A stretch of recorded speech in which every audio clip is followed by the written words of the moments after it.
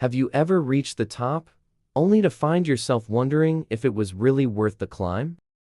I stood in front of the mirror, adjusting the collar of my designer jacket for what felt like the 100th time. The reflection staring back at me was flawless, polished, and utterly exhausted. My name graced the covers of fashion magazines, and my designs were worn by the elite. I had wealth, influence, and a life most people could only dream of. But beneath the surface, the pressure to maintain this perfect image was suffocating me. Every day was a relentless pursuit of perfection. Every stitch, every fabric choice, every public appearance had to be impeccable. There was no room for error, no space for vulnerability. My life was a carefully curated showcase of success, but the price I paid was a growing sense of emptiness that gnawed at me from the inside. Then, one afternoon, everything changed. I was strolling through a quiet, lesser-known part of the city, desperate to escape the demands of my life for just a moment. That's when I saw her, an artist sitting on a tattered blanket, surrounded by her paintings. The colors on her canvases were vibrant,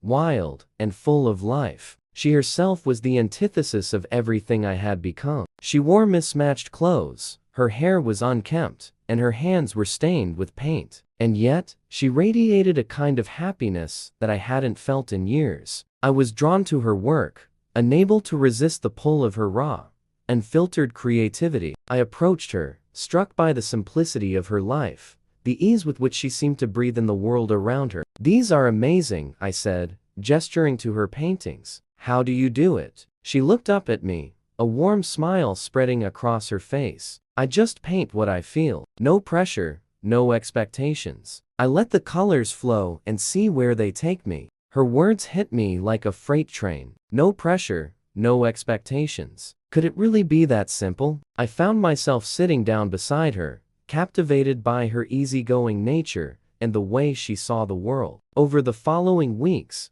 I found excuses to visit her little corner of the city. We talked about art, life, and everything in between. She introduced me to a world where success wasn't measured by wealth or fame, but by the joy of creating something meaningful, something true. Slowly, I began to let go of the iron grip I had on my life. I allowed myself to experiment, to make mistakes, and to explore new ideas without the fear of judgment. It was terrifying at first, but also exhilarating. The more I let go, the more I rediscovered the passion that had driven me to fashion in the first place. The artist became my guide, showing me that perfection was an illusion, a cage I had built around myself. True creativity, she said, came from embracing the imperfections, the quirks that made each piece unique. As I started to apply this philosophy to my work, I felt a shift within me. My designs became bolder, more authentic. The response was overwhelming, not because they were perfect,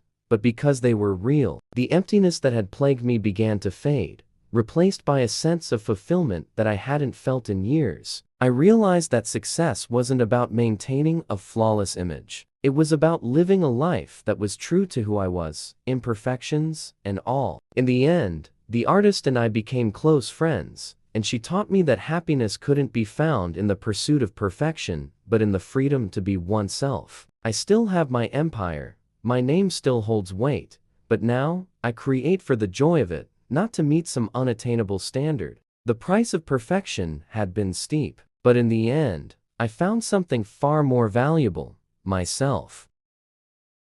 Make sure you like this video, subscribe to our channel, and share this video with your friends. Thanks for watching.